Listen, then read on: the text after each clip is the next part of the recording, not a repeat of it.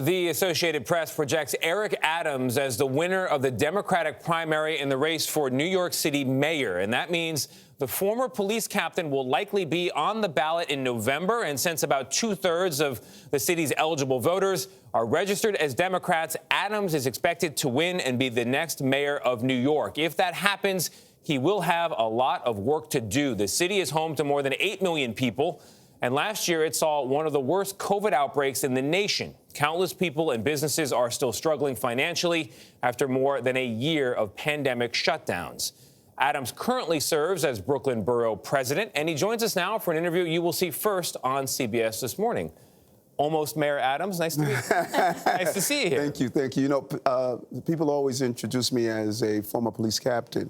But the uniqueness of this moment, I call it Esther 4 and 14. God made me for such a time like this. I was arrested. I was assaulted by police officers. Yeah. I didn't say, woe is me. I said, why not me? I became a police officer. I understand crime, and I also understand police abuse.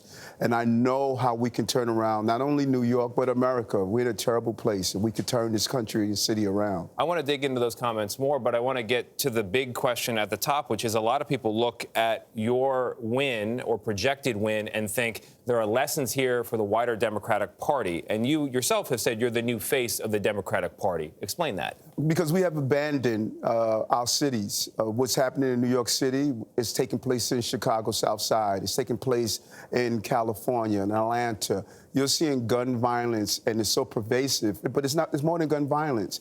If we don't educate, we will incarcerate. 65% of black and brown children in this city every year never reaches proficiency.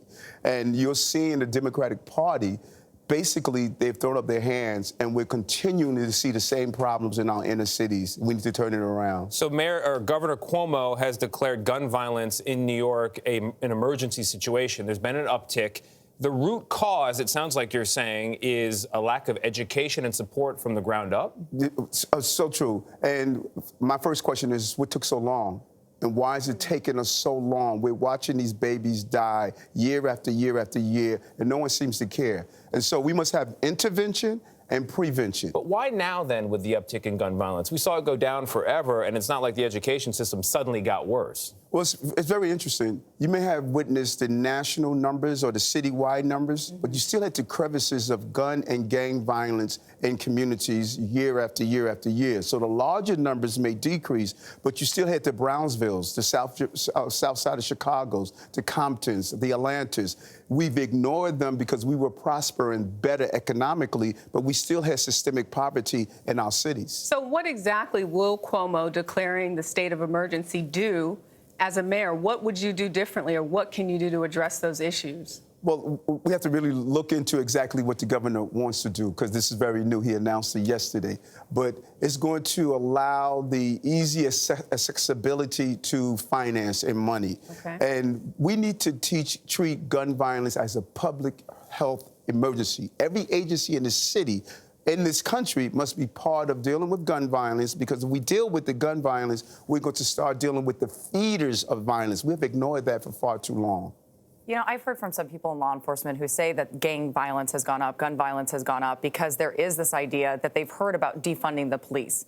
You have police departments who have officers who no longer want to be on the street after, you know, so much turmoil over the last couple of years. How do you fix that as this crime is going up? That's a great question. And I say to my officers, if you don't want to be on the street anymore, then get off my streets. I don't want to hear someone say, because they don't like what government is doing, you're not going to protect my public. No. I didn't like policing. I didn't like what the government was doing when I was a police officer for 22 years. But when I put on that gun and shield, I protected the people of the city. I'm going to have the finest officers. I will have their backs, but they're going to have the backs of the people of the city. And we're going to go to our lawmakers and understand we're not going to make laws that are going to be hurtful to the public and to our law enforcement officials. That's the problem that we're facing in this country. Do you feel like that's what the Democratic Party is also facing, an uphill battle? Well, when you look at the Democratic Party and you do an analysis, you find very few people have ever been part of law enforcement.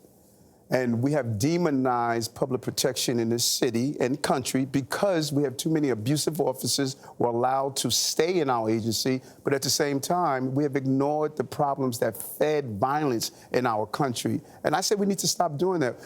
New York is going to show America how to run cities because I know how to run the city and I know how to lead.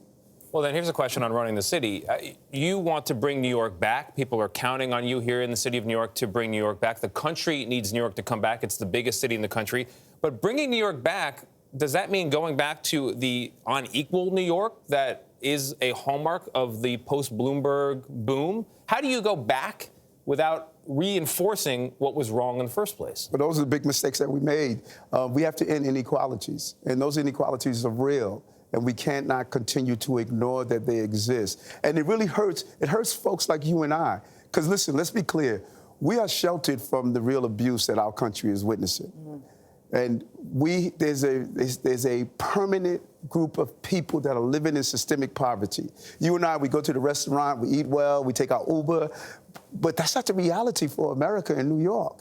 And so when we turn this city around, we're going to end those inequalities. And there's so many ways we can do it. We're dysfunctional as a city, and we're dysfunctional as a country. Archbishop Desmond Tutu has this quote: "We spend a lifetime pulling people out of the river. No one goes upstream and prevent them from falling in the first place. We're a professional place of pulling people out of the river of poverty. I'm going to take our city upstream. It's going to take our country upstream."